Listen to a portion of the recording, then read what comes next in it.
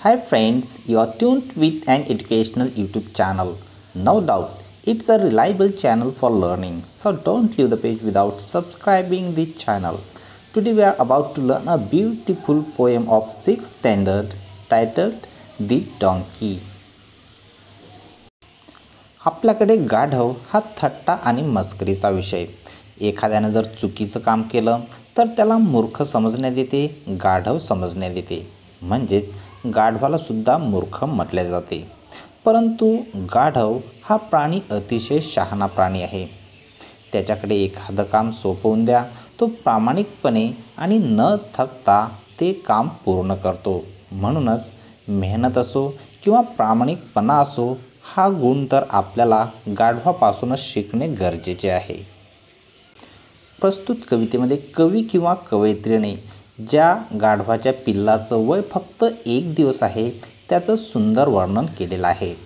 आपण या ठिकाणी कवी किंवा कवयित्री अशा दृष्टीने म्हटलेलं आहे, कारण या ठिकाणी स्पष्ट नाही आहे की ही कविता लिहिणारा कवी आहे की कवयित्री आहे. कारण या ठिकाणी कवी किंवा कवयित्री ॲनॉनिमस अर्थातच अज्ञात आहे. तर करूया सुरुवात कवितेला. बघा first stanza. I saw a donkey one day old. His head was too big for his neck to hold. His legs were shaky and long and loose. They rocketed and staggered and weren't much use. या ठिकाणी कविता compose करणारा म्हणतो की मी एक डॉन्की बघितला की ज्याचं वय फक्त 1 दिवसाचं होतं. त्याचं डोकं एवढं मोठं होतं की त्याच्या मानेला धरण्यासाठी ते खूप कठीण जायचं. म्हणजेच त्याच्या मानेकडून त्या डोक्याचा तोल सांभाळला जात नव्हता. हिज लेग्स वेअर शेकी म्हणजे त्याचे पाय शेकी अर्थातच हलणारे होते. त्यासोबतच लॉंग होते म्हणजेच लांब होते आणि लूज होते म्हणजेच सैल होते. ते रॉकेटेड अँड स्टॅगर्ड. त्या पायांना अचानक बाक आलेला होता आणि ते हलत होते, थरथरत होते अस्थिरपणे. सोबतच त्याचे जे पाय होते ते आतापर्यंत मोठ्या प्रमाणात वापरात आलेले नव्हते. म्हणजेच त्याच्या पायांचा वापर तो अजून तरी पाहिजे तेवढ्या प्रमाणात करत नव्हता. बघूया second stanza. He tried to gamble and frisk a bit but he wasn't quite sure of the trick of it. His queer little coat was soft and grey and curled at his neck in a lovely way. He tried to gamble म्हणजे त्याने बागडण्याचा, उड्या मारण्याचा थोडासा प्रयत्न केला. सोबतच प्रयत्न केला अवतीभवती उड्या मारण्याचा. गॅम्बल म्हणजे मूव प्लेफुली आणि फ्रिस्क म्हणजे बागडणे. But he wasn't quite sure of the trick of it. परंतु बागडायचं कसं, उड्या कशा मारायच्या यामधली जी ट्रिक होती ती ट्रिक अद्यापपर्यंत त्याला अवगत झालेली नव्हती, त्याला माहीत नव्हती. His queer little coat was soft and grey.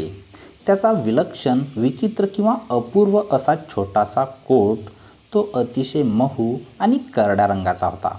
Soft म्हणजे महू आणि ग्रे म्हणजे करडा. And curled at his neck in a lovely way. आणि अतिशय सुंदर प्रकारे त्याच्या मानेजवळ तो कर्ल झालेला होता, अर्थातच कुरळा झालेला होता. बघूया third stanza. His face was faceful and left no doubt that he felt life needed some thinking about. So he blundered round in venturesome quest and then lay flat on the ground to rest. His face was wistful and left no doubt. म्हणजेच त्याचा चेहरा आशेने भरलेला होता. त्याच्या चेहऱ्यावर कुठलाही संशय नव्हता, शंका नव्हती. आत्मविश्वास त्याच्या चेहऱ्याहून झळकत होता. That he felt life needed some thinking about. आणि त्याला वाटले की जीवन जगण्यासाठी काहीतरी थिंकिंग म्हणजेच विचार करणं आवश्यक आहे. आपण जे जीवन जगतो ते जीवन जगत असताना अविचारीपणे आपल्याला जीवन जगता येणार नाही. काहीतरी विचारपूर्वक आपल्याला जीवन जगायचं आहे. म्हणून त्याने एक मोठी चूक केली, एक घोड चूक केली.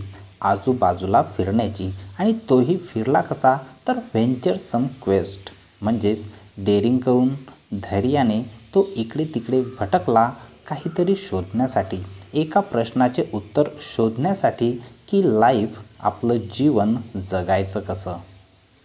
परंतु त्याच्या पायांमध्ये शक्ती नव्हती, त्याला खूप दूर जाता आलं नाही. म्हणून लगेच ते गाढवाचं पिल्लू परतलं आणि then lay flat on the ground to the rest. इकडे तिकडे फिरल्यानंतर थोडा जीवनाचा शोध घेतल्यानंतर आराम करण्यासाठी ते गाढवाचं पिल्लू जमिनीवर पहुडलं. The last stanza of the poem, he looked so little and weak and slim. I prayed the word might be good to him. ते गाढवाचं छोटं पिल्लू खूपच लहान आणि अशक्त, त्यासोबतच सडपातळ दिसलं. आय प्रेड दी वर्ड म्हणजेच मी या जगाला, या जगातील लोकांना प्रार्थना केली की हे जग त्याच्यासाठी चांगलं असावं, त्याला कोणीही त्रास न देवो, यासाठी मी या दुनियेला प्रार्थना केली. आता जरी ते गाढवाचं पिल्लू छोटं असलं, परंतु त्याला त्याच्या आयुष्यात खूप कार्य करायचे आहेत. जीवन काय आहे हे त्याला बघायचं आहे. म्हणून या जगाने त्याच्यासोबत सहृदय व्यवहार करावा, कोणीही क्रूरतेने त्याच्यासोबत वागू नये. कारण ते जे गाढवाचं पिल्लू आहे ते अतिशय अशक्त, सडपातळ आणि खूप लहान आहे. अपेक्षा आहे की कवितेतील प्रत्येक स्टांजा, प्रत्येक ओळ आणि प्रत्येक शब्द तुम्हाला समजला असेल. आणि जर एखादा शब्द समजला नसेल तर कॉमेंट बॉक्समध्ये लिहायला विसरू नका. सोबतच चॅनलला जर अद्यापही सबस्क्राईब केलेलं नसेल तर चॅनलला सबस्क्राईब करायला सुद्धा. धन्यवाद.